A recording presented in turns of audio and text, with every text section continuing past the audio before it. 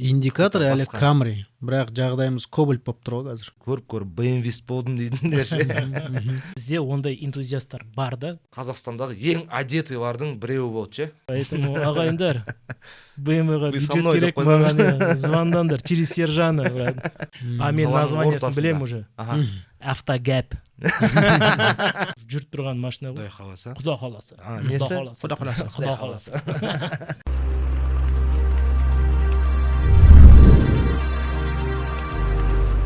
Ассалаумағалейкум жігіттер, қалайсыздар?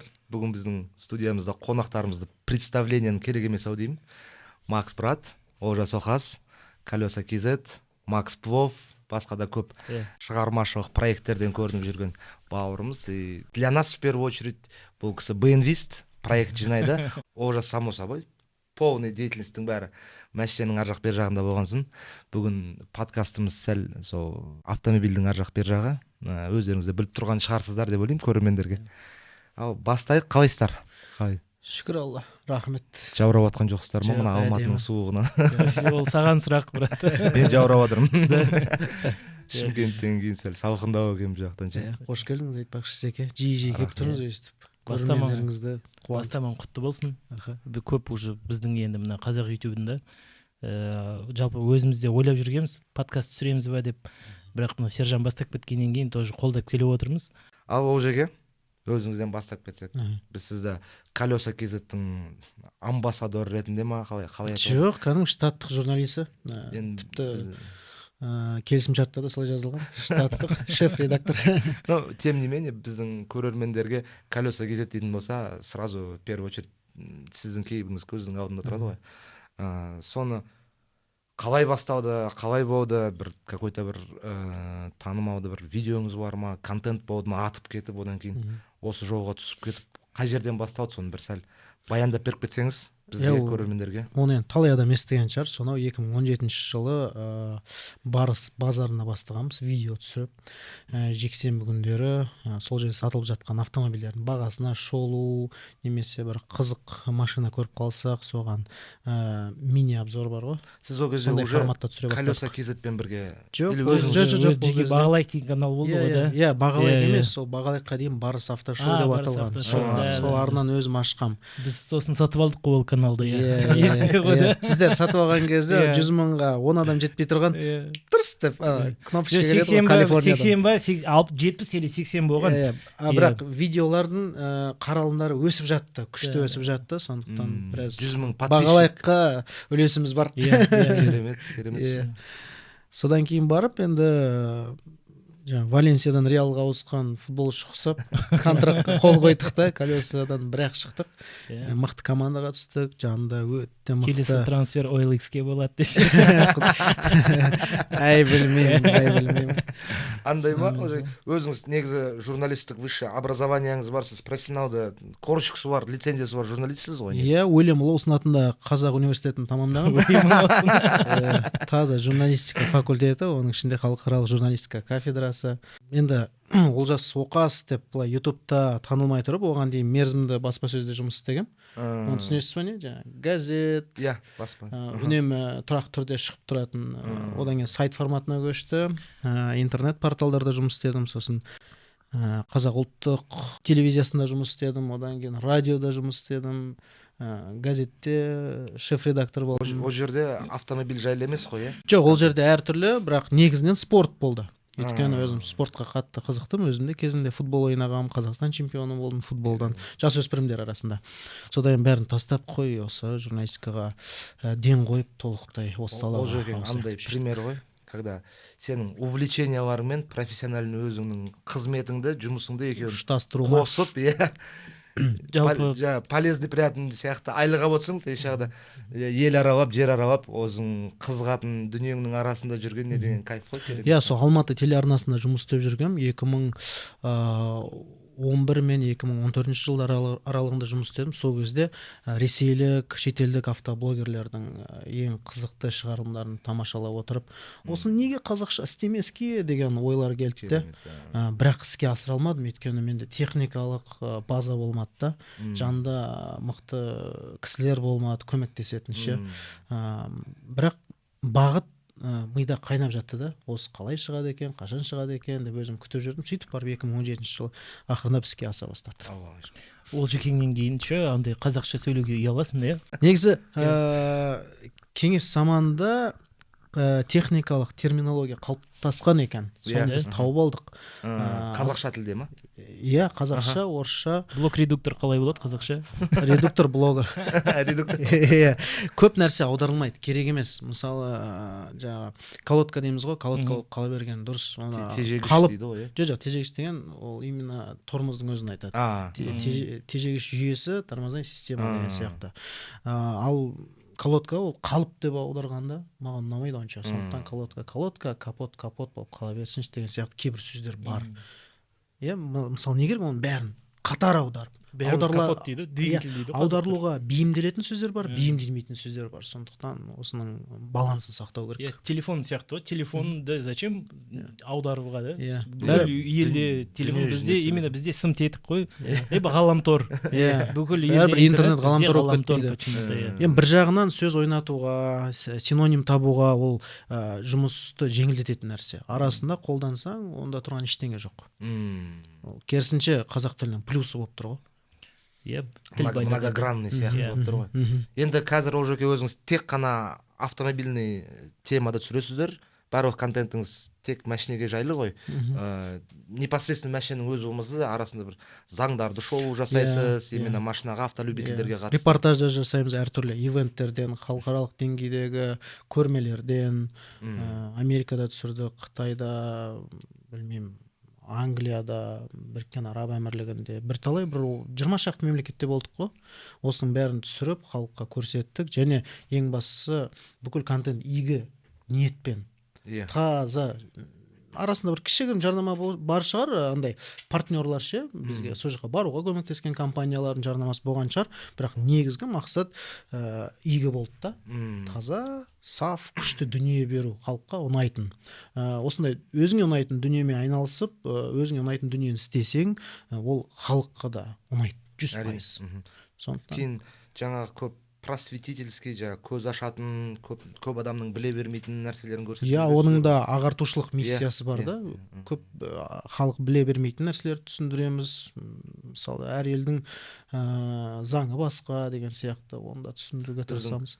Біздің контенттің арасында көп оқимын, комментарий жазады да. Брат, негізі всю жизнь Тойотамен жүретінім, сен контентіңді көріп BMW-ст болдым дейдіңдер ше.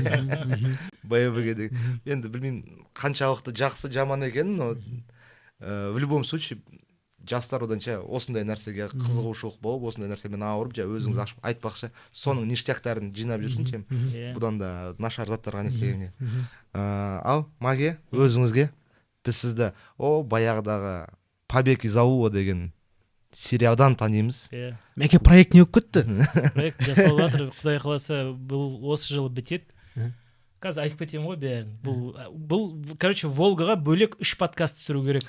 3 сағаттан 3-ке бөлу керек. Ең бастысы ол негізі ауру. Емделмейтін ауру. Мен ол кішкентай кезімнен ауырып қалдым, мен ол аурумен.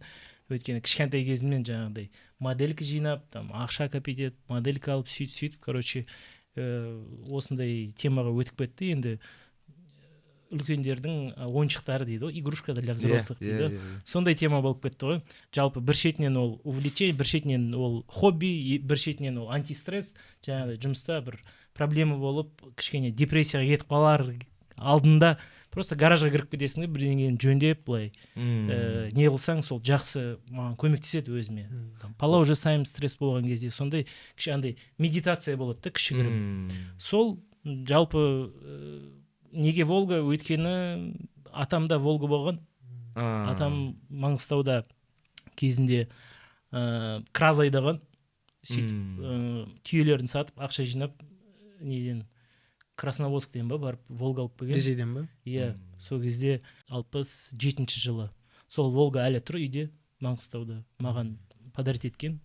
Ол кісі 100-ге келіп қайтты, соның несі ғой андай. Соның көзі, соның аманаты. Енді келесі Волга сол болады. Жаңағыдай в оригинале оны восстанавливать еткім келеді. Сол кезден қалып кеткен ғой. Машинаның идеалы Волга да, өйткені ол Волга жалпы семьямыздың андай мүшесі болып кеткен да, бүкіл тойларда, бүкіл альбомдарда. Жалпы мынау мамам кішкентай кезінде алған, мамам 12 жаста болған, по-моему, мамам. И сол, короче, маманы үйлендіріп, роддомнан шыққанша дейін альбомдарда сол Волга болған. Сол үшін ана жүрекке 21-ші Волга деген жалпы біздің семьяда туысқандардың арасында андай туысқан сияқты, родной адам сияқты болып естіледі сол марка. Сол үшін Волга болды. Неге ол ұзақ созылып кетті деген сұраққа жауап. Қанша уақыт болды бұны жинап атқаныңыз? 10 жыл болды. 10 жыл болды мұны Волга. Өйткені мен Волганы алған кезде в оригинале жинағым келді. Сосын андай түнде жатасың ғой, ойлап, не істеймін, үйтем, бүйтем. Әр түнде андай ойлар келеді. Сосын, короче, бірінші матовый қылып жасаймын дедім. Сосын ол жетіспейді дегеннен кейін там андай төбесіне трафарет жасаймын дедім, самолетный. Самолеттерді көріп бастадым. Андай военный стилистика жалпы маған ұнайды. Сөйтіп андай истребитель, военный истребитель бар. Андай екінші дүниежүзілік соғыс кезінде болған андай военный матовый. Сол стилистикада жинаймын дедім. Оны машина полностью жаңағыдай хромдарын қара матқа қылып, матовый цветке бояп, оны хаки цветпен сөйтіп жүрген кезде, короче, бардым да досыма, давай движку поставим, Андрюха деп едім. Давай лучше свап сделаем, жаңағыдай копи на Toyota деді. Ол кезде енді басталған андай машинаға отырғызушы. Toyotаны аласың, үстін кесесің, Волганың астын кесесің, екі машинаны қосасың. Сөйтіп копи деньги деді. Сосын копить еттік. Оған тоже где-то бір жылдай етіп қалды. Сосын он қазір базасы астында Ариста, Toyota Ариста. Левый руль, правый руль. Правый руль болған, левый рульға ауыстырдық. Ол шандай ТРДшный болып шықты да. ТРД деген комплектацияны спидометрінде 320 болыпты да. Обычно 180 ғой. Максималкасы жоқ. GZ қой мотор, GZ 2GZ GTE ғой. Турбинасымен. Екі турбина, да, VVTi-ный да. Сөйтіп, короче, андай басталып кетті. Машинаны отырғыздық, диск алдым, диск алғаннан кейін дисктер слишком широкий болды. Артын есіктердің, крылолардың расширение жасадық. Сосын фендерлер пропорция ұнамады. Сосын крышасын отырғыздым, крышасын отырғызғаннан кейін тоже ұнамады. Сосын оны купе қылдым, купе қылғаннан кейін арты дұрыс болмай қалды, артын ұзарттық. Сосын барып оған дейін уже арасында 3 рет краскіледім мен ол машинаны. Сөйтіп балахана шаркқа апардық. Шаркта айтады, давай это все переделывать. Оны артын стекловолокнодан жасау керек. Артқы крылосын жасадық. Где есть крыло, давай двери сделаем, двери кривые, давай двери, ладно, двери. Тогда уже надо и крылья делать, крылья, короче, машина полностью. Короче, қазіргі күйінде уже бүкіл жаңағыдай кузовной модификациясын ол өтті да, уже конкретно кузовпен іштеңге болмайды. Ойдағы бір образға келді ғой. Иә. Жалпы енді басында уже мен білгенде осындай машина жасайтын, мен, может быть, бір 2 жыл максимум кетуші еді. А қазір уже дайын тұр машина, салонын жасадық, малярка қалды, чисто. Маляркаға кіргіземіз, где-то 1-2 айда дайын болады, уже полностью оны кебуімен жинаймыз, где-то 1-2 апта, и все, мотофеске дайын болады. Жүріп тұрған машина ғой. Құдай қаласа. Құда қаласа. Бізде Шымкентте құда қаласа дейді. Менің әріптесім бар, тура солай айтады, өзі Шымкенттікі. Технический жағы уже готовый. Мотор, ходовка, коробка полный. Керемет. Бұрыннан күтіп жүрген бір проекттердің. Мотофестке үлгере ме? Үлгереді. Үлгертеміз ғой. Мотофестке. Еще BMW мен ауырдым, мен уже 2,5 жыл болды. Өмірімде BMW пайда болды, и ол екінші хронический ауруға көшіп кетті да. Сол қарап отырамыз. Анау сол BMW-де бір M5 алып едіңіз. Иә. TI детейлингке кірді. Жоқ, кірмеді. Мен Талғатпен сөйлестім. Бір көйті бір әдемі разгон келді бәріміз. Иә, деген кезде өшіп қалды ғой. Гіде болып қалдық та. Сол кезде как раз Макс Пловтың андай нелері, проблемалары басталды. Недомашины болып қалды. Осы где-то 1,5 жыл мен Макс Пловтың проблемаларымен жүріп, полностью проектті жауып, өте көп там қарыздар да болды, документация жағынан да, партнерлармен де көп андай конфликттер болды. Соларды шешіп, кішкене мен өзім андай депрессияға кетіп, депрессияға емес, жалпы болды арасында, бірақ андай өмірімде қандай қиын момент болды. Сол кезде жаңа өзім айттым, антидепрессант деп. Просто андай запчасть жинап жүрдім да машинаға ше.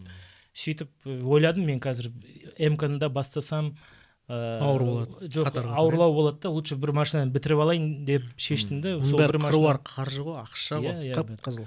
Ол еще андай ғой, Волгам андай болып қалды да, андай мен оны өзім ЛРТ деймін да, Волгамды ше. Андай символ незаконченных дел болып тұр да, потому что мен оны қазір бітірсем и все, потому что мен бірдеңені бастаған кезде сразу Волга түседі да ойыма. Может, я опять это не доделаю дегенше, лучше соны бітіріп, короче, оның арасында тағы да бір МК сатып алдым. Короче, қазір менде 2 МК. Ол МК-лар өзіңізде, олар бар.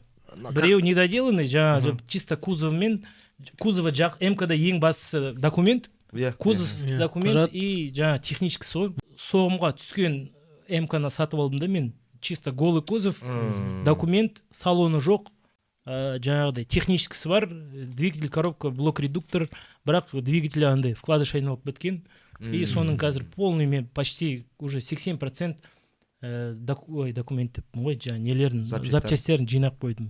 Құдай қаласа олда. Қазір мына біткеннен кейін оны бастаймыз ғой. Ол процесс, то есть ол проект толығымен жабылған жоқ, просто қазірге заморозился, құдай қаласа, Волгадан кейін.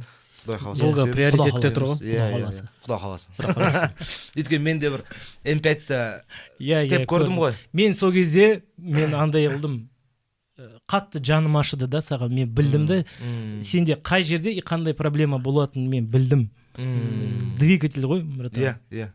Қиындау екен, өйткені мен оны келдім да жаңағы чисто М5-ға жаным ашығаннан авалдым, ода соғымға кетіп баратқан машина еді.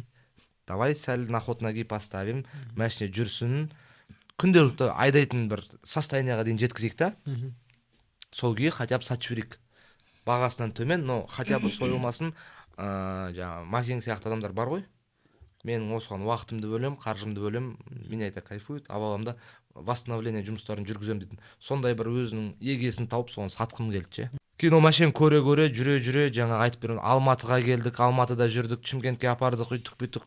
Артын жаңа қуалаған кезде өте көп проблемалар, бірінші этапта көрінбейтін өте көп проблемалар ашылып кетті де, мен оның бәрін көрдім да, бұл машинаны чем идеалға келтіргеннен гөрі соя саған дұрыс екен, именно сол машинаның несінде случайында. Тоже айтып кетейік, просто қазір 34 жинау үшін, это реально где-то минимум, помимо жаңа кузовтан, машинадан бөлек, минимум где-то бір 10 емес, где-то минимум 15 миллион керек та, өйткені М5 бампердің өзі в оригинале, мен 800 мың қалдым да. Қазірше, маге сөзіңізді бөлейін, именно жаңа 34 жинау жақын, именно 34 классический жинаудан мен қапа болдым, шын айтсам ше. Кімге қапа болдың, сіздерге айтыңызшы. В целом бәріне қапа болдым ше. Именно осы саладағы барға ше. Қасапшыларға қапа болдыңыз ба? Көңілім қалды ше. Енді әрқайсының өзінің жұмысы бар, әрқайсының өзінің жаңағы нан табу жолдары бар, ешкімге бір мына сенікі дұрыс емес деп қазіргі күнде айтамыз, конкретно откровенно харамдарға айта аласың, но ананы бір харам деп айта алмаймын, конечно. Ол да по-своему жұмыс, оңай емес. Бірақ в целом смысл автомобиля строения менің көзімде смыслын жоғалып қалды да. Өйткені мен біліп отырсыздар ғой, менің машинам 34-ім жайлы. Қастандық жасалды ғой. Ол расын айтқан. Оны 3 жыл бойы жаңағы Бабыр деген жігіт Европада әр қаласында жүріп, мысалға бараттан бір машинадан щиток прибор көріп қалады, жақсы состояниеда. Щиток приборға бола машинаны сатып алады, щиток приборды шкафқа қойады да, машинаны разбор бар Шымкентте, сөйтіп. Біреуден баллон, біреуден сиденье, короче, панельдің өзін 3 ай іздедім дейді да, одынға. Чтобы анау айырбақтың несі бітіп, бұрыштар көтерілмеген болу керек, трещиналар болу, өзін білесіз ғой, загондар бар ғой. Сондай нелері бар. Білем. Соның бәрін не істеп 3 жыл бойы жиналғанда, мен с уверенностью айта аламын, что менің 34-ім, Бабырдан сатып алған 34-ім, Қазақстандағы ең одетыйлардың біреуі болды ше. Ништяктардан мотор жағы болсын, 4-те ауто, вал, вот как положено.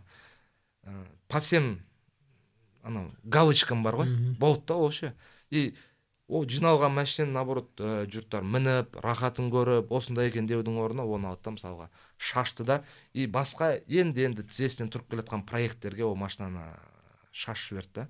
И сонда мен цикл түсінбей қалдым да, мысалға анау адам менің запчастарымды сатып алды да, өзінің машинесіне қойды да, оның да бір путь бар, соңына дейін ол машинаны жинап жеткізем деген. Плюс-минус сол менің машинамның аржақ бер жағына жеткізеді, кто-то лучше, кто-то хуже деген сияқты. Сонда не үшін болады да, мысалға менің запчастарымды біреу сатып алып, өзінің машинесіне қойып, басқа жақтан запчасть іздеп, ана 34-ті осындай состоянияға жеткізеді да, и одан кейін оны алады да, біреу қайттан шашып тастайды, қайттан сатып жібереді, сонда не болды ол деймін да? Смысл в чем болып қалды да? Адал жол емес та. Мен біріншіден ол жігіттерді кінәламаймын, олардың саудасы ғой просто. Иә, ол саудасы. Мен сенің қазір түсінем не деп жатқаның. Сенің жаның ашып жинаған машинаны сен олай шашылған көргің келмейді. Бірақ ол балаларды да түсінуге мен защищать етіп жатқан жоқпын. Жалпы жақсы әдемі машиналарды алып шашқан, менің ойымша, менің, допустим, қолым бармайды оларға. Бірақ анау сауда жолында жүрген балдардың ол күн көрісі де, бірақ жаңа сенің ништяктарыңды ол да, может быть, басқа машиналарға там тағылып, жаңағыдай, ол да жақсы машина болып кететін шығар. Бірақ 34 жинауды да көбісі, жалпы не 34, жалпы мына олдтаймерлер жина. Олдтаймер деген 30 жастан уже жоғары машиналарды жинаған кезде қазір уже адамдар андай бюджетін не қылмайды да, просчитывать етпейді да, ойламайды да, потому что олар көреді күніге инстаграмнан, қызық әдемі машина, бірақ андай бағасына келіп не қылған кезде көп андай тоқтап қалған адамдарды көп. Бүгін біз Сәбитпен жаңа осы подкасттан келе жатқанға біз 32 семерка сатып алдық. 570 Li, полный фарш, раздельный диван, двойные стекла, андай бала жинағанда машинаны 4 жыл запчасть жинап, и уже просто у него руки упали, короче, андай. Потому что ондай болады, либо сенің уже уақытың жоқ, интересің түсіп қалады, өйткені ақша саласың, бірақ визуальный результат көрмейсің да. Вот. Сол үшін ойлану керек та жігіттер. Либо сендер андай оригиналмен до конца жинайсыңдар, либо там, либо андай жақсы қазір тайваньский ништяктар көп қой. Главное андай по вкусу әдемі жинау керек та. Мен сені түсінемін, потому что менің де достарым болған, осылай машина жинаған, тоже 34. Там тоже в душу вложили. Ол машинаны алды да тоже жаңағыдай біреулер алды сатып жіберді, не понравилось там. Андай болды. Андай мен лично өзімнің жаңағы сойған жігіттерге претензиям жоқ. Мынау ситуация в целом маған әрине андай бір сәл ауырлау тиді да, но енді давайте откроем, машина есть машина ғой дегендей ғой ше. Мен оған қапагершілігім жоқ, проблем жоқ. Әр адам өз жаңағы көңілге алмасаңыз қатты. Мен көңілге алыватқан жоқпын. Но в целом егер глобально проект жинау деген культураға қарайтын болсақ, сонда қалай болады да, мысалға, бұл культураның соңғы жаңағы несі, этабы сен машинаны полный жинап болдың да, и вот сен мысалға Қазақстанның автолюбительдерінің нарығына осындай бір жақсы экземпляр жібересің да. Міне арасында біз уже істеп қойдық, сен жаңағыдай путь самурайыны өтудің қажет жоқ, сатып ал да болсын сенде дегенше. А ол машиналар барады да қайттан сойылады да, қайттан круговорот уже андай культураның өзінің бір несі кетіп қалды да, конечный сәні кетеді. Конечный несі кетіп қалды да, цель неге келе тұрған.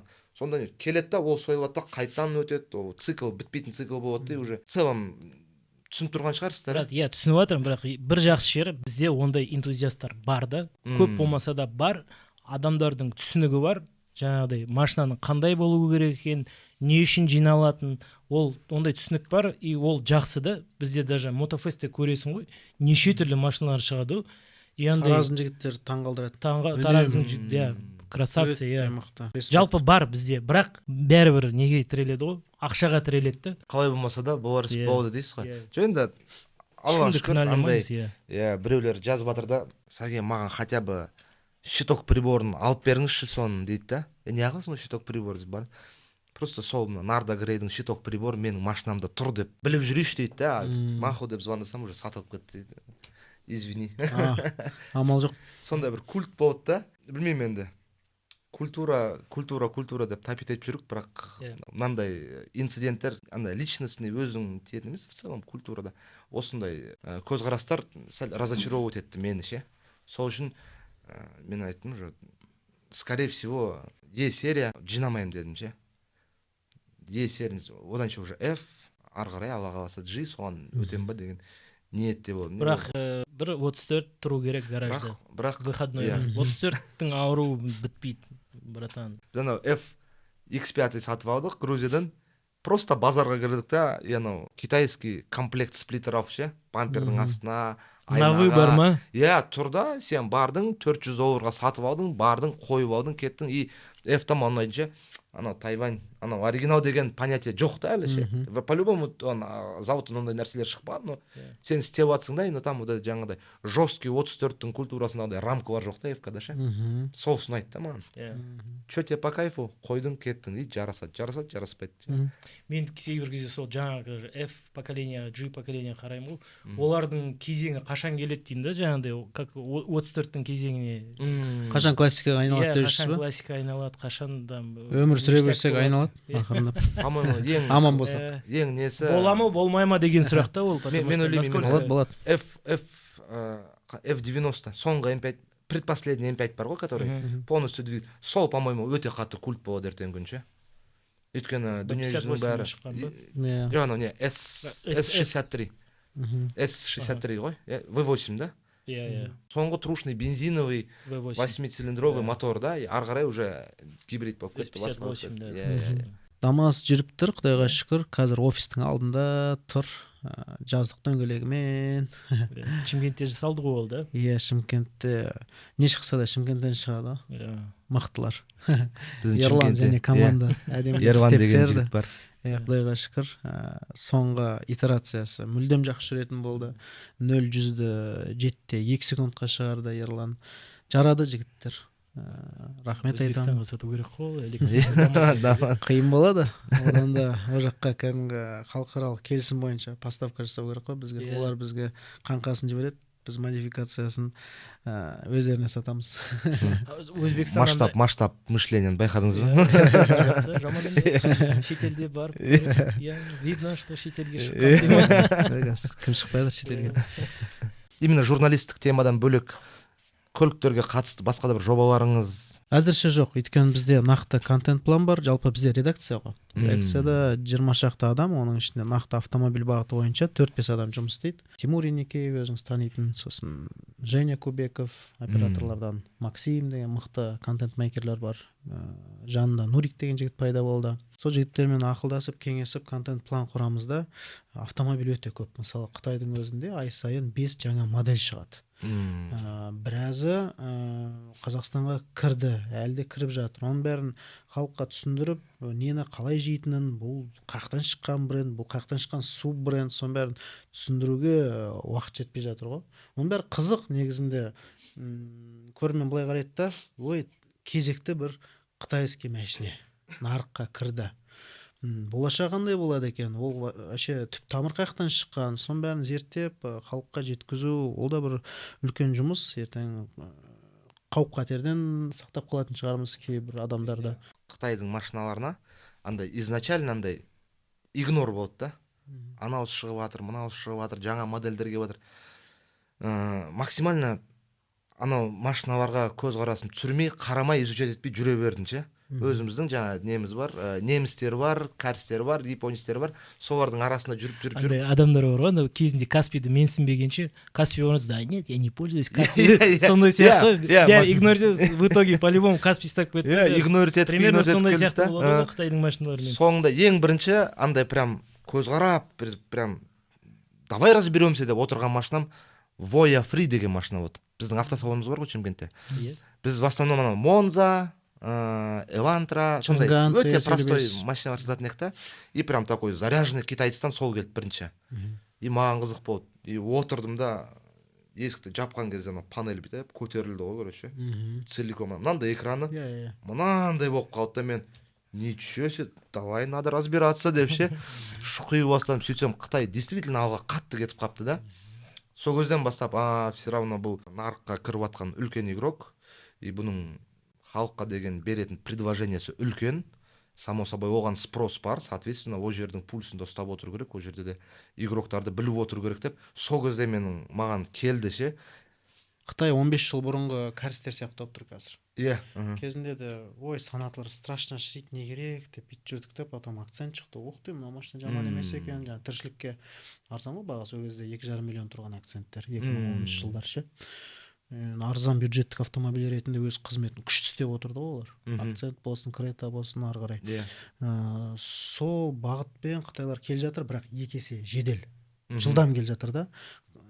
Жалпы жаман емес машиналары. Бірақ буын алмасу керек. Болячкалары жазылу үшінші олар бір орында тұрған жоқ қой, дамиды ғой. Инженерлері мықты, европалық инженерлер шақырып жатыр жұмысқа, дизайнерлерді. Енді 1, 2, 3 буын алмасқан кезде черең танымай қаламыз біз. Бай, мынау не, чаңган ба не, бана чери ма не деп. Сондайға келе жатыр. Бұл бір жағынан өкінішті. Бірі алпауыт өзінің технологиясын дамыту арқылы әлемге мықты сатып жұтып жатыр. Өз тауарына мұқтаж қылып жатыр. Қытай ше. Бұл бізге ғана қауіпті емес, ол Америкаға да, Ресейге де қауіпті. Қазір сұр импортта Ресей вообще бірінші орында Қытай үшін. Сомдық сатып жатыр. Лися, Зикр, Линкин Ко бәрі соққа кетіп отыр ғой. Мен Харгосқа барғанда көрдім анау масштабтарды ше, қытайский машиналар келіп жатқан. 80% Ресейге кетіп жатыр дейді. Мен ананы қарадым да, бәріне анау үлкен стоянка бар, мыңдаған машиналар тұр. Бәрі бір перекуптікі ма? Анау мен бір жігіттер күтіп алды, так, менде мияқта 420 машинам бар, қазір соның документтерін істейін, уже СВХ-ға тұр, одан кейін елге кіргіземін дейді да. Анаяқтағы машина, мынаның бәрін кім сатып алады? Бұның бәрін біреу сатып алмайды. Қазақстанда сатып алмайды дейді. 80% Ресейге кетеді. 20% бізде қасақалды, қамасалды. 20%-дің ішіне тағы да Өзбекстанға кететіндері бар екен. BYD-лер әсіресе. Өзбекстан өздерінің жаңағы бензин мен газдың қымбаттылығы жаңағы қаладағы автопаркқа қатты өзінің несін, влияниесін келтіріп, өзбектер қазір массова бәрі электрический машиналарға өтіп жатыр. Байқаңыз, мен Ташкентке барған кезде кәдімгідей не істеп қалдым. О жерде электро бірінші басталды ғой, бізден ерте басталды да о жерде. Где-то 3 жыл бұрын бізде о жерде уже BYD-дің кішкентай джиптері бар ғой. Солардан басталды олар. Солардан басталды, о кезде бізде Теслалар енді кіріп жатқан, андай Америкадан келген биті Теслалар жасап, солар кірген. О кезде уже BYD-лер кәдімгідей Өзбекстанда. Осы үрдісті мемлекет қолдап жіберді. Олар электрификацияға көмектесті, қуаттау орталықтары, станцияларын көбейтті, тұрғын үй кешендерінің астында қуаттау сымдарын орнатты, сөйтіп стимуляция жасаған халыққа. Одан да ақыры біз бензинді сатып алған кезде халыққа қымбат шығады екен, ендеше всеру жаңағы электромобиль ала берсін деп оларға бүкіл мүмкіндікті берді. Инфраструктурасын жақсы қылды. Қазір тіпті Ташкенттен Самарқандқа шықсаң, электромобильмен ешқандай проблема болмайды. Жолда кемінде 4-5 станция болады. Анан қуаттап отырып 15 минутта нормально қуаттап боласың ғой, бір самсаны хоп еткіздің, айрамен жынды кетеді. Бізде бар ғой, бізде Шымкентке жетуге болады ғой. Қазір проблема емес. Менің жақында ғана коллегам, әріптесім Алматыдан шығып Ташкентке жетті. Электричкамен. Айоник 5, оныкі мүлдем ресми қуаттау ғой, официальный. Андай әртеуір көріп отырсың ғой контенттен. Біз Шымкенттен Алматыға Зикрмен шығайын деп жатыр. Яна бәрі челлендж ретінде көреді да ше. Жете аламыз ба, жете алмаймыз ба деп ше. Қазір жете алады. 3-4 жыл бұрын қиын болады. Біздің болашақ плагин гибрид, братан. Біз бір рет толық бак құйып, негізгі тартыс батареясын қуаттайтын генератор мотордың арқасында 1500 шақырым өтсек, сол керемет болады. Ли ғой, короче, былай айтқанда, Ли 7. Ли және Ли тектес машиналар дейікші. Өйткені Алматыдан Астанаға бам етіп шығып кетсін. Жалпы қазір барлық концерндер соған не қылып отыр ғой. Жалпы мына Формула 1-нің өзі сол гибридға, сол комбинацияны не қылып отыр да. Алысқа жүрмей, соңғы BMW M5 тоже гибрид. Арзан бензин біздің бақытымыз және сорымыз болып тұр ғой. Әлемде ондай әзірше прайс жоқ, және жақында қымбаттауы мүмкін дейді ғой бензин. Дегенмен әзірше 205-275 теңге болуы керемет ол. Мен оған сенем. Сондай болып тұр. Электромобильге көшейін десе бензин арзан.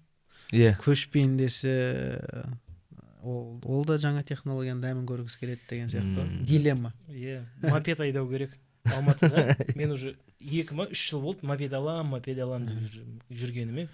Маке, сіз де үлкен контенттер істеп жүрсіздер, именно автомобильный тематикада. Ол жекен в целом 100% жұмысының бәрі сода. И непосредственно өзіміз білеміз, что машина жинаудың өзі былай тұрсын, контентті түсірудің өзі ақша тұрады. Басқа елге барасыз, басқа қалаға барасыз, түсіретін машина табасыз, үйтесіз, айлықтар бар дегендей. Само собой, это реклама. Реклама бір какой-то нормальный бюджеттің жаратылып жатқан ақшаның бір какой-то кусогын жауып тұрады да сол расходтардың. Сіздерде маге именно осы автомобильный өзіңіздің жаңа контентіңізде бір интегрированный реклама бар, бір нәрсе болып жатыр ма? Иә, болды. Мен мысалы үшін Волгамды жасау үшін маған бюджет керек болды. Сөйтіп ол бюджет алдым да, бір 4-ке бөліп достарыма бардым, конкретно ақша бере алатын, жалпы мына реклама керек, осы автосферада жұмыс істейтін достарыма бардым, айттым, осындай проект бар, мен бұл проектті соңына дейін по-любому бітірем, маған осындай ақша керек, там сразу берген, былай бірден берген қиын болса, давайте там 1-2-3 бөліп беріңдер, бірақ машинаның соңына дейін сендердің там логотиптерің мен рекламаларыңды айтып отырам дедім, енді былай общий айтқанда. Сөйтіп ақша берді, Castrol берді, сосын анау Korean Cars Exclusive деген компания бар, Кореядан машина тасиды. Сосын компьютерный клуб Довк сол берді, и Автотайм KZ деген жаңа приложение, жаңағыдай автомойкаларды бронирование, уже звондамайсың да, WhatsApp-қа там сервис. Автомойканың букингі десеңіз. Достарым да, я бәрі. Сөйтіп, он говорит, давай біз Волганы бұрыннан білеміз деді. Давай дедім. И енді қазір Волганы бітіргеннен кейін BMW-ға кірсеміз, иә, поэтому ағайындар, BMW-ға бюджет керек маған, звондаңдар через Сержана, брат. Иә, сол, а так, иә, келет, жалпы мынау, мен жалпы мына автоконтентті андай ғой, мен по душе түсірем да, палау түсіргендей. Мен өзім хоббиім да, палауда мен хоббиім ғой үшін. Ну, хоббиіңіз жаңағы палаудың хобби соңында үлкен қазіргі ситуация бар енді. Ол басқа бөлек әңгіме, но в целом хобби деп келіп үлкен сеть ресторанов болып кеткен, қандай керемет қой. Иә, оны да қазір енді екінші дублі болады. Қазір енді соған әрекет жасап жүрміз, локация іздеп. Мен ойым тоже мүмкін қазір бұл автотеманың тоже хобби, жаңағыда автохоббиімді, может быть, бизнеске айналып кету мүмкін деген тоже ойларды кейбір кезде не қылам, допускать етем. Әдем ғой? Ойлар бар, ойлар бар. Іске асып кетсін берсі. Достарыңызға күш қуат берсін. Үлкен күшті өзіңіздің қолыңыздан шыққан проекттерді көре берейік, Алла қаласа. Әдем ғой? Биыл Мотофестте өте көп қызықты проекттер болады. Сол тоже бітпей жүрген, тоже мен достарым бар, Волга, Жигули дайындалып жатыр. Бізде енді Мотофест кәдімгідей андай, бізге мотивация болды ғой бәрімізге. Той думан ғой, үлкен. Көп күтеміз. Азеке, осы тұрғыда Азекеңе рахмет. Еңбегі сұмдық енді орасан зор. Дархан, достары бар еще көпті. Иә, мен барамда каждый раз не істеп қайтам ше. Организаторский уровеньге ше қызығып қайтам. Өйткені бізде Шымкентте жігіттер фестивальдар істеп тұрады ғой. Барасында бәрібір жаңағы мына жерін сәл не істеп қойыпты, упустили. Мына жерін до конца дожимать етпепті, мынаусы сәл сырой, мына жерін жақсы істепті деген жерлер де бар ше. Бірақ мыняққа келсең, олай да істеуге бола ма деп ше. Мынаны үстіп істеу керек екен ғой деп. Дарханның өзі күзде Ресейге барып келді ғой, көрді ғой қалай жасауға болатын. Ол жерде де мықты жасайды. Ресейліктерден де көп нәрсе үйренуге болады. Сосын бізде мен андай тема жасағым келіп жүрсе, Cars and Coffee деген. Европада, батыста кішігірім жиындар, 100 машинаға дейін. Біз андай, мен чисто BMW, МК айдайтында адамдар жинағым келіп отыр. Либо олдтаймеры, эксклюзивный жақсы олдтаймерлердің хозяиндарын жинап, айына хотя бы бір рет былай жиналып, кофе ішіп, әңгімелесіп, сөйлесіп, контент жасап, просто воскресенье күні бір айналып, короче, гаражға қайттан қойып қою темасы мен әдем болады деп ойлаймын. Біздің именно менің сходкаларым ондай бола қоймайды. Біздікі ажа, индустриалка.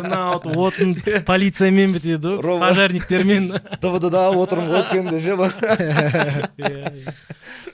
Ол жақсы интерес барды.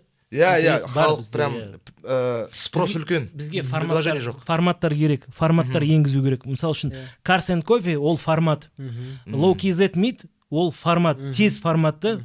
Мысал үшін Motorfest ол да формат, бірақ масштабны үлкенді, стадионға көп адамға. Фестиваль деп айтуға болады. и сол сияқты бізге жаңағыдай форматтар енгізу керек та. Бізге даже жаңағыдай біз жиналамыз ғой енді гараждарда, BMW-стермен болды, BMW болсын, Мерсавод болсын, просто әшейін балдармен кездесу үшін там аптасына хотя бы или айына бір 2 рет по-любому сен СТО гаражға барасың. Специально машина үшін емес, просто балдармен кездесіп, таң атқанша дейін болады, жазда ше, андай отырасың ғой. Құдай қаласа, осы жолы жаңа сіздің айтып жатқаныңыз, кешкісін балдардың бәрі, о да по-своему мужской клуб қой. Гәп болады. Ай сайын адам енді соны осы жол құдай қаласа біздің базировать етіп жатқан детейлингіміз бен автосервисіміз үлкен 4 гектар жер. А мен названиясын білем уже. Автогәп. Автогәп деген. Біздің автогәп клубына қош келіңіздер. Жаңа бағана айтып кеттік қой, бізде фирканға бетон қойып қойды, заправкада айналдырамайсың. Жаңағыдай өзіңіз айтпақшы, ақылы дрифт зонасы деп қоям. Бетонкымен, полностью несімен, ішінде уборкасы болады, басқасы болады. Полный обслуживаниясы болады, кофейня болады, летник болады, мойка болады. Самса керек жанына. Обязательно самса болады. Палау да керек. Палау обязательно, маге. Шешеміз. Именно анандай инфраструктура, чтобы кешке адам келіп, не обязательно кіріп баллон жарып айналдырып ше. Сен просто кешке шықтыңда, сен білесің, анаяқта клубтың участниктері біздің балдар бар. Мен просто барам, жаңағыдай азанға дейін анау жақсы, мынау жақсы, ананың машинесін көрдің ба, мынаның машинесін көрдің ба, қара мен не сатып алдым, сен не сатып алдың, сол әңгіме болатын, сондай бір точка сбора істегенге отыр Алла қаласа ше. Жайлап жаңағы мен Алматыда көп жүремін да, сіздерге қараймын да, сіздердің жаңағы автокультураларыңызға қатты қызығамын. Біздің Шымкенттің де автокультурасы осы Алматының ар жақ бер жақ төңірегіне, уровеніне жетсе екен деген соған қатты не істеймін. Мен сенем жетеді, өйткені интерес көп. Жас балдарда прям қызығады ғой. Біраз адам жинайсың ғой. Жалпы сен Шымкенттегі соңғы лоу митта нереально адам жиналды ғой. Мен көрген кезде бір сокол керек Шымкентке. Сокол керек. Ол жерге уже.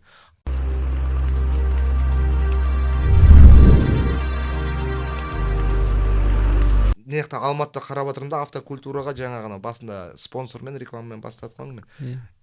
Кәдімгідей көңіл бөледі екен, бұяқта ақшасы бар кісілер. Мысалға кеше дрифтерлармен жүрмін, проекттерін қарап жатырмын, тренировкаларын қарап жатырмын. Ол үлкен ақша қажет ететін анау культура, дрифт культура үлкен ақша қажет ететін спорт та. И соқтағы жаңағы примерно бетіп қарап отырмда, мынаның расходы осынша, бір тренировкаға осынша баллон кетеді. Әшейін суббота күні тренировка істеп қайтуың, сен жаңа 250-300 мың теңге тек қана баллонмен кетіп қалды. Одан бөлек машинаның стройкасы бар, басқасы бар, оны істеп жатқан адамдардың айлығы бар, площадкасы бар, несі бар. Үлкен ақша айналдырып жүрген, үлкен пайдасы бар бизнесте жүрген кісілердің өте қымбат увлечениясы да. Олсыз никуда не денешься. Қымбат хобби болып тұр ғой. Өте қымбат хобби. Біздің Шымкентте ақшасы бар адамдар жоқ емес, бар ғой. Просто сол кісілерге не істеу керек болып тұр ғой. Сол кісілер ғой сөздің ашығы культураны көтеретін ше. Есігін қағу керек солардың. Сол бізде база жоқ та. База ол жаңағы картинг. База болады. Базадан кейін уже интерес болады. Интерес болғаннан кейін чемпионаттар болады. Чемпионаттар болғаннан кейін интерес жаңағыдай ақша келеді. Пока ол жаңағыдай бизнес модель ретінде өз-өзінің расходтарын жауып, үстінен пайда алып келем дегенше, оны нормально кормить ету керек та. Ол ақша алып келе алады, оны просто дұрыстап жүргізу керек. Ана ASP Racing бар ғой, Олег Воронков. Ол мен ол кісімен таныспын да, бір кездесіп сөйлескенбіз. Енді жаңағы стройкасын бастар алдында. Олар өте мықты не қылды ғой. Бірден дұрыс концепция істеді. Дұрыс істеді, дұрыс істеді. Комплекс, сразу олар комплекс істеді. Жаңағыдай не жай үшін автодром емес, жаңағыдай демалыс орны. Площадка, кәдімгі концерт өткізе аласың. Жазда кеп семьяңмен демала аласың, ол жерде жазда да қыста да келе аласың, кемпингі бар. Сондай комплекс қылып соқса, мен ойлаймын, ол вообще әдемі болады. Өйткені Шымкентте қазір андай мода болып кетті ғой, қаланың шетіндегі бассейндер деген. Баяғыдан мода ғой. Баяғыдан, бірақ осы соңғы 2 жыл андай қаптап кетті ғой кәдімгідей. Қазір өте көп болып кетті. Сондайлардың қасына, может быть, соғу керек па деген кейбір кезде мен ойлап қаламын да, бірақ жаңағы қаланың ішінде де болған дұрыс. Енді ол қаланың ішінде болса, сендердің жерлерің, скорее всего, жаңағыдай электрокартинг керек, өйткені андай дауыстар, шум. Тура біздің қасымызда картинг бар. Тура через забор қасымыздағы базада картинг бар. Талай жыл жұмыс істеді, что-то такого бір какой-то бір движуха болып кеткен жоқ ол ше. по итогу просто андай сіз болмай тұрсыз ғой ол жерде. Иә, енді медикамен, Сержанның медикасымен ол жерде енді. Картинг айнаңдар жігіттер деп шақырсаң барады халқым. Көрейік, құдай қаласа. Өте әдемі идея тоже. Халықты қызығушылығын тартып алып, а дальше больше уже ол үлкен идеямен жаңағы үлкен профессиональный спортқа өтіп кетсе, өте керемет мысалға. Біздің кімдер басқа нелерді қарап барсаң, мысалға өзі машина шығаратын компаниялардың өзі әр елде бір какой-то заинтересованный, да? Сондай нәрселер кіргізу үшін бір нәрсе болса, мысалға Дарханның мероприятияларында тек қана Қытай машиналары, әрине енді олар енді нарыққа кіріп жатқан машиналарда, солар әжептәуір спонсорский помощьпен кіреді да, бірақ өздерінің машиналарын соқта рекламировать етеді. Иә, қалай ойлайсыз ол жерге вот именно сол бюджетті дұрыс қолдана отырып, солардың маркетинговый бюджетін қолдана отырып, осындай бір какой-то автокультураға қатысты бір проекттер істеуге бола ма екен солар? Ода тұрған ештеңе жоқ деп ойлаймын. Олардың нақты бір көздеген мақсаты бар, және сіздің жаңағы ойыңыздағыны іске асыру үшін пайдаға іске асырсаңыз әдем болады. Егер олар өзінің сатылымдары көбейсе, а біз жаңағы өзіміздің оларға больше имидж қой. Секеңнің жаңағы ивентінде біздің көлігіміз тұрды. Онда тұрған не бар? Ешқандай жамандық көріп тұрған жоқ. Ол Каспий сияқты ғой. По-любому жетеді түбімізге. Шығып жатыр ма қазірден бастап? Неге шыққан жоқ, Чимкенттегі Волкизет митқа шыққан жоқ. Күзде болған. Енді құдай қаласа қазір көктемде сезонның ашылуын пландап отырмыз, Чимкентте өткізетін деп. Осы жолы Чимкенттен біреулер шығып қалар дедім. Өткен жылы қызығушылық болды, звондады, келді, білді. Бірақ конкретно до конца ешқайсысы кірген жоқ та, короче. Зерттеп отыр олар жаймен. Өйткені Чимкенттің бәрі қорқатыны, бұған дейін бізде жаман бір стереотип бар да Чимкент жайлы ше. Бардак болмады, по итогу жаңағыдай бәрін азда бар ғой ондай. Милиция сатып, жоқ емес. И соған сенбеді біз бастап жатқан кезде, Дархан екеуміз алып келіп, мына Чимкентте осы болады деп, мен не үшін Дарханды басынан өткен жылдан бері уговаривать етіп жүрдім. Давай Чимкентте істейік, екеуміз жаңа бауырым араласамыз, достасамыз, постоянно нелеріне барам, мероприятияларына барам. Қарап жүрді да, көреміз деп жүрді да, и уже сентябрьда жаңа Моторфест болған кезде мен Моторфестке келдім. Организаторский жұмыстарына араласқан жоқпын, бірақ судья қылып мен тағайындады. Сол кезде көрді да, енді бізде Чимкентте өзіміздің административный ресурстарымыз бар, командамыз бар, Чимкентті танимыз, білеміз, керек адамдарға шыға аламыз деген сияқты. Мен уже Чимкентке қайтып кетіп қалғанда звондады. Давай, закрытие сезона істейік, мен келем, давай, обговаривать деп. Сөйттік та, мен қуандым, келді, и спонсорлармен сөйлесіп отқан кезде бәрі жаңағы біздің баяғы жабайы сходкаларымыз ғана біледі ғой. Мына жерде сондай бола ма деп олар қорқытау деймін ше. Қазір кірсек, біздің аяқта атымыз болса, ол жер жаңағыдай дикий сходка болып кетсе, біздің имиджімізға тиеді да, бірақ Аллаға шүкір біз күзде өте керемет өткіздік деп ойлаймын. Қателіктер болды, көп жерлерде жаңағыда, бірақ оның бәрін анализировать ете отыра, біз уже көктемде құдай қаласа істеген кезде мына жерді үстіп істеу керек екен. Дарханға апорттағы Low-KZ сол үлкен тәжірибе болды ғой. Кішкене Алматының өз сәл арасында ақсап тұрады екен мәдениет жағынан. Кейін форматтар өзгере бастады. Оны халықты, келіватқан халықты упрекать етіп, оның бетіне басып, оған сендер осындайсыңдар, сендердің кестерінен деуге болмайды. Жоқ, ол таза ұйымдастырушылық жағынан кеткен қателер. Просто халық кінәлап жатқанымыз жоқ. Оны учитывать ете отырып, инфраструктурамен организаторский подходты мына жерде мыняққа шығып кетуі мүмкін, мына жерде жолға шығып кетуі мүмкін, үйтуі мүмкін деп, фан барьерлерді, аның бәрін грамотно істесең, халық та уже түсінеді, не істейді. Көрдік, мысалға, маған ұнады. Мен де шын айтсам, кешіре көрсін. Бірақ ойлағанем, андай неден тыс жағдайлар болады ау деп ше. Аллаға шүкір, без происшествий. Біз жақтан қателік кетті, біз до конца добивать етамадық та, жаңағы трибуна қоямадық. Экшн зонанына ше, зонаның қасына. Чимкентті іздеп жүріп, трибуна таба алған жоқпыз.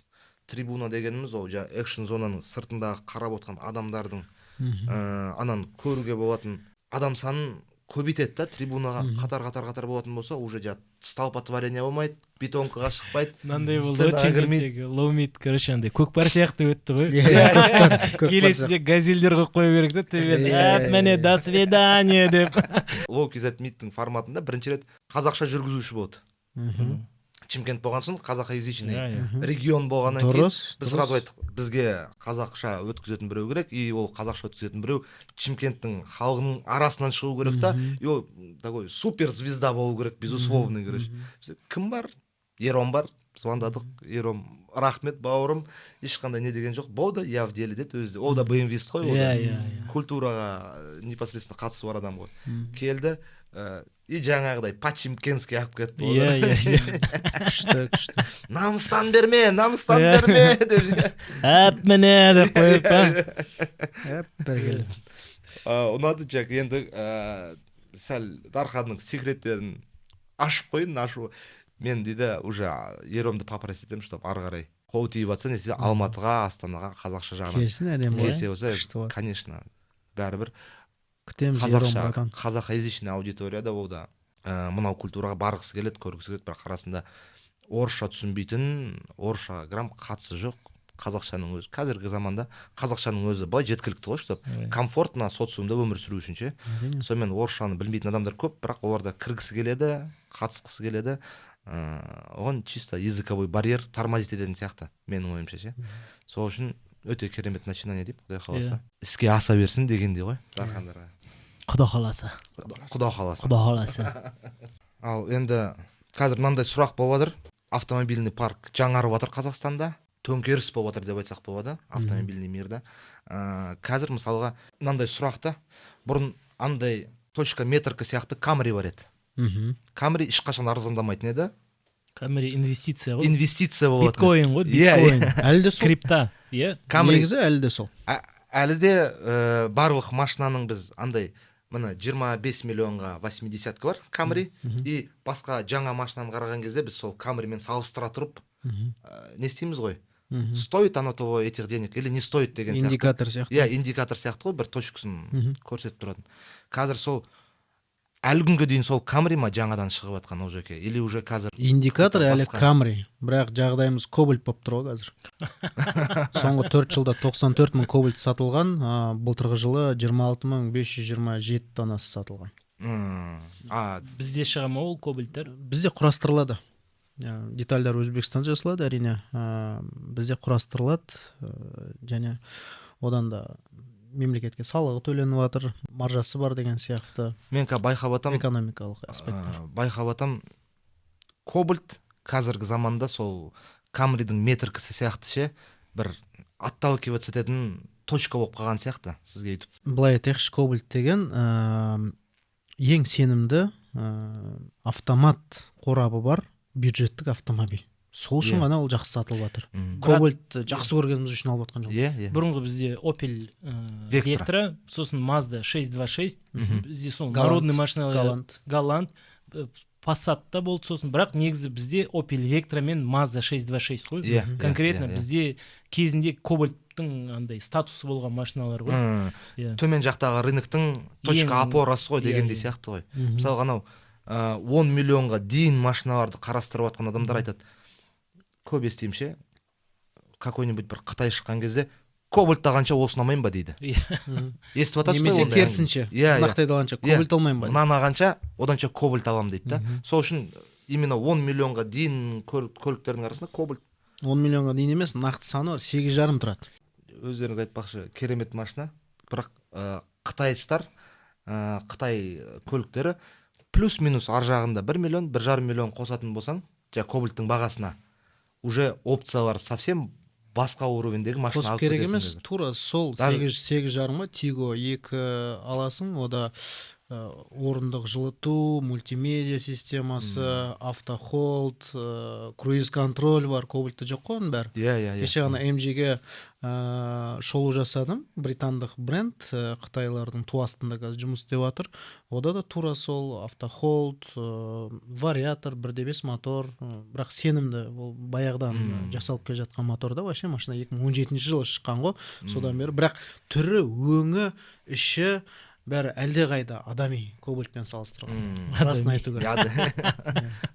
Халық үшін, адам үшін дейді. Бірақ кобальтта автомат бар, сенімді автомат. Джигалар айдап жүр ғой, 300 мың, 400 мыңға кетіп қалды уж таксистер ше. Сенімді ма? Сенімді. Уақытпен өзін дәлелдеді ма? Дәлелдеді. Болды, сол ғана респект. Енді қазір қытайлардың арасынан қытайлардың машинасын бәрін обзор істеп жүрсіз, арасында жүрсіз. Біз Макен екеумізге қарағанда осведомленность қайда көп та сізде. Қазір андай бір жақсы бренд бар ма қытайлардың арасында? Қазір мысалға мен барамда жаңасын сатып аламын да, баяғыдағыдай жаңа Opel Vectra аласың, 2 жыл айдайсың да тура сол бағаға сатасың да, үстінен жаңа сәл қосып галант аласың деген сияқты. Обновить етіп тұра бересің да, машинаң бағаны ұстап тұра береді. Қытайдың жаңасын алатқан кезде салоннан мен ойлаймын үлкен бір минусы 2 жылдан кейін бағасын қатты түсіріп аламы деп ойлаймын ше. Соның арасында именно сондай экономический жағынан ертең сата аламын ау, и оған қоса 2-3 жыл комфортпен жақсы, в целом жақсы көлік ретінде қандай Қытай көлігін болмаса Корея көлігін нарықтағы жаңа көліктен қайсыны атап кете аласыз? Бюджетный халық үшін. Мен тек қана қытайлық автомобильдерге шоу жасамаймын, арасында кибертрак түсіріп тұрамыз Лос-Анджелесте. Кеше патрол түсірдік Дубайда, сол сияқты. Ол запрос бойынша ғой, халық сұрайды, бюджеттік осындай модель шығыпты, ол жерге көрсете қойшы дейді. Сосын егер ондай адамдар санын бақылап отырамын да, біраз адам көреді екен деп, сол кезде барып нақты модель түсіреміз. Бізде жұмыс солай жүреді, өндіріс. Қытайлардың арасында енді плюс-минус әзірше бюджет сегменті бәрі бірдей плюс-минус. Бірақ соның ішінде Қытайда өндірушілер екіге бөлінеді. Мемлекеттік немесе жеке меншік. Мысалы Great Wall Motors, Lynk & Co деген компаниялар, ірі компаниялар, олар жеке меншік. Олар сапаға сәл көбірек жұмыс істейді. Расын айту керек, ішіне салонға мінген кезде ана панельдің жұмсақтығынан сезесің, мыналар совестке жасаған екен деп. Сосын мемлекеттік Черриге мінесінде жаман емес, бағасы арзандау, бірақ соған сай сапасы да сәл төмен екен деген. Осылай ойыншылар қазір өте көп Қытай нарығында. Олар бірінші кезекте бәсекені өз мемлекеттің ішінде жүргізеді ғой. Кім тірі қалады, сосын экспорттық компаниялар бар, жаңа Черри сияқты, суббрендтер сияқты, сосын барып тірі қалғандары ары қарай қарқынды жұмыс істей береді. Өліп қалған компаниялар да бар, Hi-Fi сияқты. 100 мың машина шығарылады жылына, сатқаны 6 мың. Сөйтіп не болды? Өлді, лицензиясын сатты. Сол сияқты қазір бақылаймыз, бағана айтқанымда 2-3 буын алмасқан күтеміз Қытайлардың ше. Содан кейін барып уже іріктеледі. Мынау Қытайдың Тойотасы екен, мынау Қытайдың Лексусы екен, мынау Қытайдың Hyundai екен деген сияқты. Бірақ маған оқырмандар жиі жазады, таңдау береді да. Мысалы, осындай Қытай моделін алайын ба, немесе Тусан алайын ба дейді. Сосын опция бойынша қарап тұрмын да, Қытайдың көбірек. Бірақ мен айтамын да, одан да сенің Тусаныңды алшы.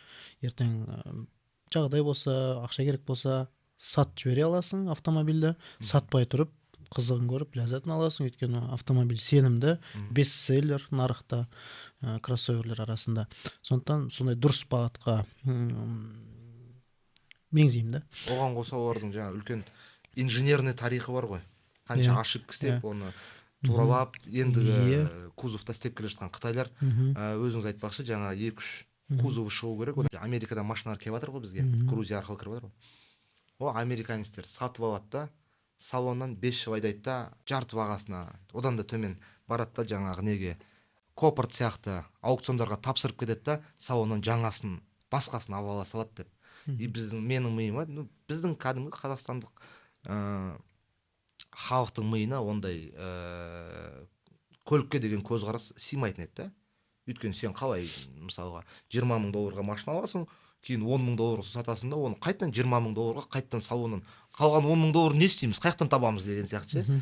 Біз қалай 20 мың долларға алдық, 25-ке сатып, үстіндегі 1000 долларын қалдырып, 24-ке ендігі кузовын сатып алған келеді. И какой-то определенный моментке дейін сөйтіп келді ғой, өйткені Camry 50 басында 5 миллион тұрды, 6 миллион тұрды, 7 миллион тұрды, кейін 12-13 миллионға дейін кетіп қалды Camry 50.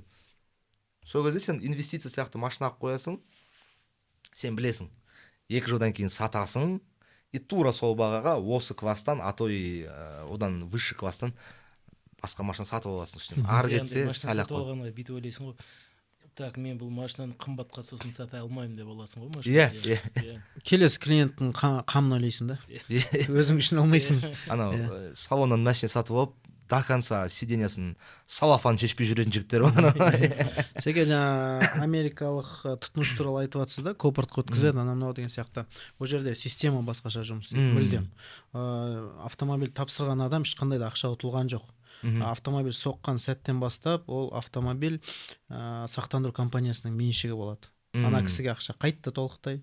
Жаңа машина ала алатындай ақша. Иә, жаңа машина ала алатындай. Ал компания ары қарай ана машина не істейтінін өзі біледі. Kopыртқа сатады, немесе ішкі аукцион бойынша ай бар, басқасы бар, жергілікті аукцион арқылы сатады. Ең жақсы состояниялары Американың өзінде қалады. Біз сияқты армян, қазақ, грузин, қырғыз, өзбектер жасап қайта өңдеп сол жақта сатады. Сәл қаттырақ соққы алғандары ары қарай экспортқа кетеді. Дубай арқылы, басқа арқылы.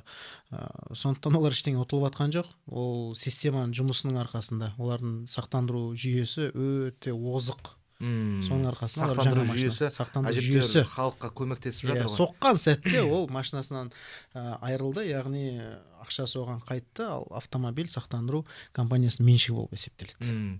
Мәселе сода. Грузиядан жаңағы бір машина алдық, повреждениесі жоқ.